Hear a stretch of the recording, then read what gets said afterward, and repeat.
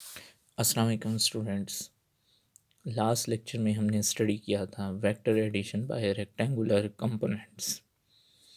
आज का हमारा टॉपिक है डिटर्मिनेशन ऑफ एंगल थीटा।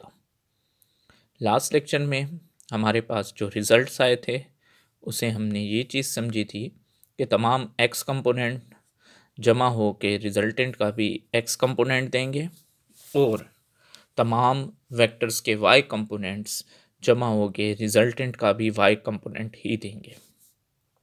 आज हम देख रहे हैं कि अगर हमारे पास एक्स और वाई की वैल्यूज़ पॉजिटिव नेगेटिव होती हैं तो इस सूरत में रिजल्टेंट वेक्टर आर किस क्वाड्रेंट में लाई करेगा।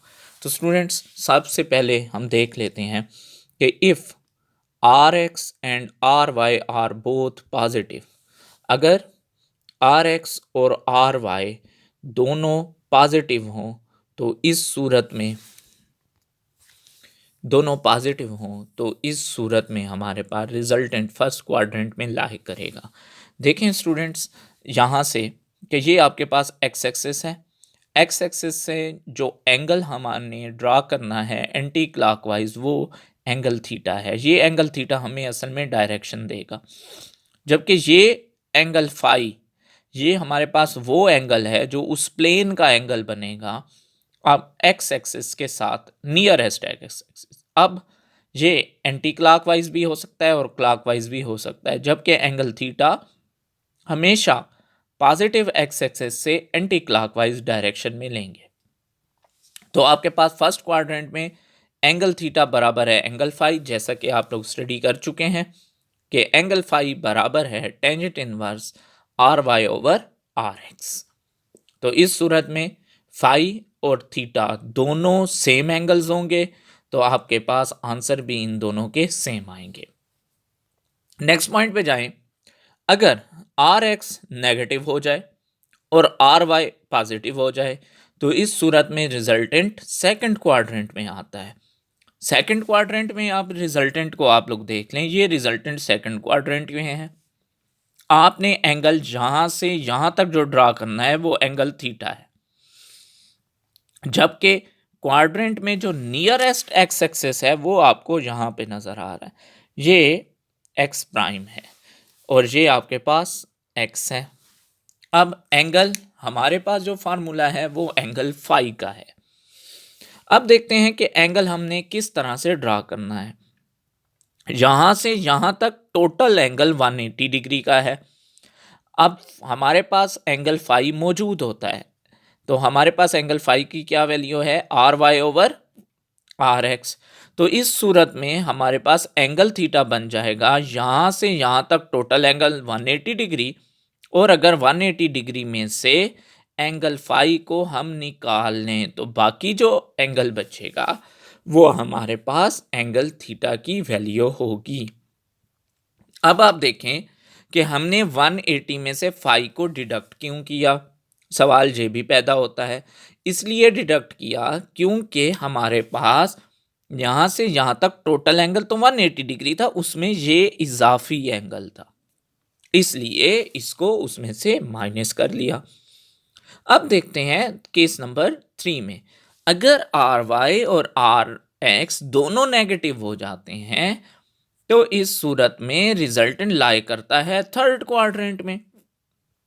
अब थर्ड क्वाड्रेंट को हम देखते हैं तो यहां से लेके यहां तक जो एंगल है वो तो हमारे पास थीटा है, लेकिन हमारे पास जो उसका एक्स एक्सिस है वो तो यहाँ पे मौजूद है।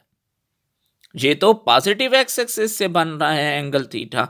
अब ये यहाँ तक है तो हमें यहाँ से यहाँ तक एंगल थीटा मालूम है, वो तो हमारे पास 180 डिग्री होता है। अगर हम इस 180 डिग्री में इस फाई की वैल्यू मालूम करके ऐड कर दें तो हमारे पास टोटल रिजल्ट एंगल थीटा का आ जाएगा। अब आप देखें कि थीटा बराबर है 180 डिग्री प्लस फाई, तो हमने यहाँ पे यहाँ से यहाँ तक 180 आया और उसमें ये जब फाई को हमने मालूम करके इसमें ऐड कर दिया तो टोटल रिजल्ट यहाँ से यहाँ तक का एंगल आ गया। तो वो एंगल हमें डायरेक्शन देगा किस सूरत में, अगर आर वाई आर एक्स दोनों क्या हैं, नेगेटिव हैं।